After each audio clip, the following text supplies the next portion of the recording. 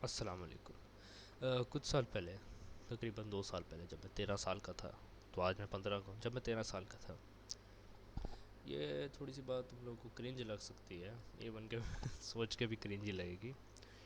मगर मैं जब 13 साल का हुआ था तो मैं कुछ चीज़ों को समझ गया था, जो मेरे ख्याल में आजकल के लोगों को समझ आ जानी चाहिए, और इवन के आ गई होगी, जो अगर तुम लोग टॉप 1% में हो तो। मैं जब 13 साल का था ना, तब मैंने अपने बाप को देखा था। मतलब बाप को तो मैंने शुरू से देखा था, लेकिन वो जो होता है ना कि पूरा फोर्स और ऑब्ज़र्व करना अपने बाप को दिल दिल से, तब जब मैंने अपने बाप को थोड़ा सा गौर से देखा, तब मैंने पहले उनकी रूटीन देखी थी। सुबह को जाना, रात को आना, काम करना, समझ लेना। तो अधिकतर के थका थके आ रहे थे,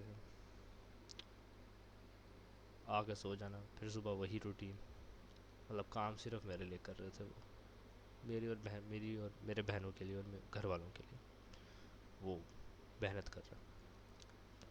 और मैं इस चीज़ को भी समझ गया था कि आने वाले वक्तों में ज़रूर रिटायरमेंट आएगी। डॉक्टरी से, डॉक्टर है वो। तो मैं एक चीज़ से ज़रूर वाकिफ़ हो गया था कि ज़्यादा देर तक मैं अपने बाप के पैसे पे ज़िंदा नहीं रहने वाला, मुझे खुद भी कमाना होगा। तो इसी कश्मकश में मैं एक्चुअल अपनी जर्नी जर्नी जर्नी जर्नी पे निकला था, जिधर मैं सिर्फ अपने पे फोकस कर रहा था। और मैं एक और बात भी सीख चुका था कि ये चीज़ मेरे बाप और मेरे घर वालों के लिए नहीं है, ये मेरे आने वालों के लिए भी है। मतलब बच्चों के लिए यार। ये थोड़ा सा साउंड क्रिंज कर सकता है कि एक 13 साल का बच्चा पहले ही फ्यूचर बना के देख लिया, मतलब बच्चे के बारे में सोच रहा है। एक्चुअल में क्रिंज करता है साउंड। मैं ये मतलब समझ सकता हूँ। मैं अभी सोच भी रहा हूँ तो अजीब सा लग रहा है, लेकिन सोच के देखो, जब शख्स कोई समझ जाता है इस चीज़ को कि ज़्यादा देर तक वो अपने बाप के पैसे पे नहीं रहेगा, उसे कुछ करना पड़ेगा। क्योंकि मैंने आजकल के बहुत से लोगों को देखा है, वो इस चीज़ को समझ ज़रूर जाते हैं लेकिन कुछ करते नहीं है। वो हाथ पे हाथ बैठे सो जाते हैं। यही तो रूटीन है इनकी। एक मिनट। हाँ, यही तो रूटीन है उनकी। हाथ पे हाथ रखा, सो गए, मेहनत नहीं की। फिक्र ना करो, ये सेम चीज़ मैंने भी कभी की हुई है। कि इस चीज़ को जब समझ गया था, लेकिन मैं फिर भी उस चीज़ को सीरियस इतना नहीं लेके जा रहा था। मतलब कि समझ चुका था मैं कि मैं ज़्यादा देर तक अपने बाप के पैसे पे तो नहीं हूँ, लेकिन वो जो कहते हैं मेहनत करना, ये कह लो कि मैं जब बच्चा था तो मुझे इस वक्त नहीं समझती कि मैं करूँ क्या, ऐसा क्या करूँ। उस वक्त उसके सिर्फ एक चीज़ थी मेरे सामने, जो थी पढ़ाई, जो अभी भी चल रही है। लेकिन वो एक पढ़ाई थी जो मेरे पास एक ऑप्शन थी, लेकिन उसमें भी 20 साल से ज़्यादा टाइम लग जाना था। और मैं चाहता था कि 20 साल अपने बाप के ऊपर बोझ बने रहना, ये कोई बात बनती नहीं है। तो मैंने कहा कि अल्लाह ने कहा है कि नॉलेज हासिल करो, अच्छी चीज़ है। पर जब मैंने पढ़ाई की तरफ देखा तो वो एक नॉलेज तो क्या, वो कुछ भी नहीं थी। सिर्फ एक किताब के कुछ लफ्ज़ जिनको आप पढ़कर किसी कागज़ पर लिखा हो, ये एक नॉलेज नहीं। ये सिर्फ अपने दिमाग को थोड़ा सा तेज़ करना है कि मेमोरी थोड़ी फास्ट हो जाए। याद रखो, ऐसी चीज़ें तुम्हें कभी याद नहीं रहेंगी जब वो बोरिंग हो। अभी तुम मुझे बताओ, कल तुम 6 बजे क्या सोच रहे थे? पता है तुम्हें? नहीं ना। मतलब कल, आज क्या है, फ्राइडे, अब तो सैटरडे शुरू हो गया, 2 बज रहे हैं। मतलब तुम फ्राइडे को, अभी फ्राइडे को 5 बजे क्या सोच रहे थे? याद है तुम्हें? नहीं। बोरिंग सा था, बताया, कुछ सोच रहे थे। पर क्या तुम्हें कुछ साल पहले, 2 साल पहले, कोई ऐसी जगह याद है जहाँ तुम बड़े खुश थे, अपने पेरेंट्स के साथ बड़ी जगह पे खुश थे, तुम लोग एंजॉय कर रहे थे? याद है? याद है ना? 2 साल हो गए हैं उस बात को, और यहाँ सिर्फ चंद मिनट घंटे में तुम्हें वो बात याद नहीं है। फ़र्क देखो। ये सेम चीज़ हमारी पढ़ाई में होता है। वो लफ्ज़ जिनका हमें मज़ा ना आ रहा हो ना, वो याद नहीं होते, मगर वो चीज़ जो हमें एक्चुअल में मज़ा देती है ना, वो याद रहती है। बहुत से लोग कहते हैं कि वो लोग पढ़े लिखे हैं, मगर वो ये भूल जाते हैं कि बस उन्होंने कुछ चीज़ें याद की हैं। मैं कभी भी किसी इंसान को जिसके हाथ में डिग्री हो, जो सिर्फ किताबें पढ़ी और लिखी हो, मैं उसे कभी पढ़ा हुआ लिखा नहीं मानता। तब जब तक वो उस चीज़ को ज़िंदगी में अप्लाई नहीं करता, मैं तब एक इंसान को पढ़ा लिखा कहता हूँ जब वो कुछ, वो जो उसने किताबों से याद भी किया हो, कुछ करने लगे, ठीक है ना। बहुत से लोग ना पहले ही गुरूर करने लग जाते, पहले ही दिखाने लगते, पहले ही शो करने लगता हमने डिग्री लिया ये तो वो। नॉलेज मेरे में भी है, ये बात नहीं है। हाँ, 15 को मैं नहीं कह रहा कि मैं एक डॉक्टर हूँ, पर मैंने ह्यूमन बायोलॉजी के ऊपर बहुत रिसर्च मारी है। इवन कि मैं एक फिटनेस इन्फ्लुएंसर तो नहीं बोलूँगा, लेकिन एक फ़िटनेस वाला बंदा ही हूँ, ठीक है। अब जिसने अपने जिस्म में बड़ी एक्सपेरिमेंट किए भी हुए हैं, जैसे कि कभी सो के ना देखना, इस चीज़ से किया होता है वो चीज़, ठीक है।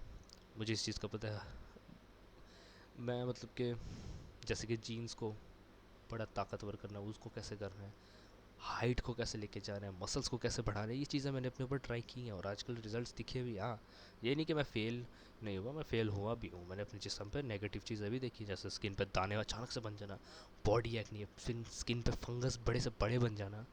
मैंने ह्यूमन बायोलॉजी के ऊपर बहुत पढ़ी है। मैं इंटरनेट पे बैठा देख रहा हूँ क्या है ये वो। मैंने एस्ट्रोनॉमी के ग्रुप्स में भी रहा हूँ मैं। मुझे केमिस्ट्री में इन चीज़ों में इतना भी अच्छा नहीं हूँ, बट मैं कुछ हद तक जानता हूँ, ठीक है। वो चीज़ें हैं कि एक डॉक्टर, एक आम डॉक्टर को तो चीज़ें जो मतलब पता होती हैं, वो चीज़ें तो मुझे ज़रूर पता है। एक डॉक्टर हो या एक एक्स्ट्रोनॉमर हो या एक कोई आधे कमीस्ट हो, उसको जो बेसिक चीज़ें होती है वो पता है, या बेसिक से थोड़ा ऊपर कह लो, ठीक है ना। बात वो नहीं है, बात मैं ये कह रहा हूँ कि नॉलेज इंपॉर्टेंट है, स्टडी नहीं, ठीक है ना। मैं ये बात कह रहा हूँ, जहाँ अगर किसी का बंदे का बिजनेस माइंडसेट हुआ ना, ठीक है ना, तो जहाँ वो बाप किसी बच्चे के ऊपर करोड़ों लगा रहा है सिर्फ 20 साल की कुछ 2 टके की डिग्री के लिए, जहाँ सिर्फ 1-2 लाख कमा रहा है, वहाँ अगर कोई बाप एक्चुअल में किसी बच्चे का बिजनेस माइंडसेट बनाकर उसको कुछ चंद पैसे 50,000 60,000 देते, वो मैं कहता हूँ महीनों में इतना बड़ा बिजनेस खोल सकता है, ठीक है ना। और बात करें तुम नॉलेज की, तो भाई नॉलेज उसे नहीं कहते कि तुम्हें किसी बिल्डिंग में जाके किताब खोल के ही मिलेगी। नॉलेज कहीं से भी आ सकती है। और नॉलेज का मतलब यही नहीं कि एक एटम ने उसकी तरफ रिएक्ट किया तो ह्यूमन के अंदर ये माइटोचॉन्ड्रिया, ये पावर हाउस होता है, ये नॉलेज नहीं होती। इवन कि ये है, ठीक है, लेकिन हर इंसान एक जैसा नहीं होता, ये याद रखना। अल्लाह ने हर इंसान को दिमाग एक जैसा दिया, लेकिन दिल नहीं दिया एक जैसा। हम इंसान एक दूसरे को समझ सकते हैं, मगर क्या तुम किसी इंसान की फीलिंग समझ सकते हो? क्या तुम मेरी फीलिंग समझ सकते हो? जो मेरे साथ पास्ट में हुआ, इतना कुछ हुआ तो नहीं, लेकिन एटलीस्ट कुछ ना कुछ हुआ, क्या तुम समझ सकते हो? नहीं। क्या मैं तुम्हें समझ सकता हूँ? नहीं। पर हम अपने माइंडसेट को एक साथ जैसा कर सकते हैं। मकसद ये बात बताने का कि अगर तुम एक्चुअल में कुछ अपनी ज़िंदगी में करना चाहते हो ना, तो तुम उसके लिए कुछ करो भी। उस चीज़ पे मत रहना जो तुम्हें सिर्फ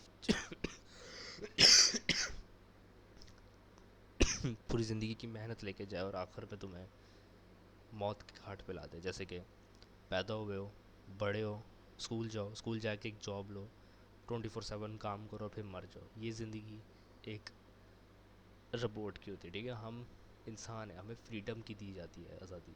ऐसी बड़ी कंपनी और ऑर्गेनाइजेशन है जो इंसान को कंट्रोल करती है। तुम्हें क्या पता है जो तुम्हारा स्कूल है ये कारोबारी इदारा है या तालीमी इदारा है? क्या तुम्हें कुछ पता है? नहीं, तुम बस जाते हो, यकीन लगा के आ जाते हो। तुम तो दोस्तों से मिलने जाते हो या एक दो चार वर्ड याद करने चले गए। क्या तुम्हें फर्स्ट क्लास की, केजी क्लास की, नर्सरी क्लास की कोई किताब के कोई वर्ड याद है? हाँ, ए फॉर एप्पल वो वाली नहीं, मतलब फर्स्ट क्लास की कोई कोई क्वेश्चन याद तो नहीं ना? देखा, ये बात है।